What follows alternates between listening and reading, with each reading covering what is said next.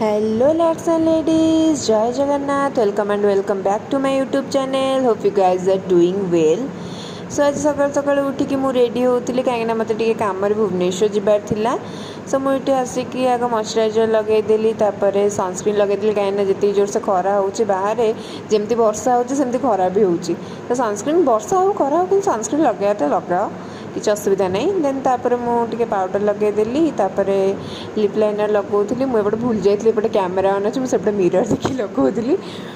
Then lip liner लगे lipstick लगेदेली। Lipstick लगे मत ये आईलाइनरटा मुझे लगे मोर तेढ़ा मेढ़ा हो जाए बोली मुझे साइड्रे बसिक आईलाइनर लगौली।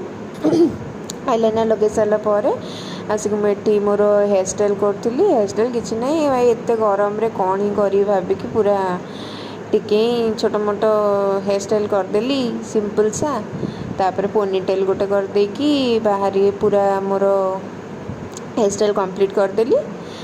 देन एटा थिला किछि मोर फाइनल लुक। तापर मुझे बॉडी सनस्क्रीन मारदेली, जेहेतु बाहर जी जिन देखा सब सनस्क्रीन मार दिंतु किसी असुविधा नहीं। देन ये मुझे बाहर गली बाबा सहित जावाई कॉलेज पहुँचिकी देखिली ये स्मिता भी आसी तो सहित टिके बहुत दिन पर देखा तो सहित टिके हसी मजा करी कॉलेज काम सारिकी आम बाहर को जाए खाया पीया कर देथिलु।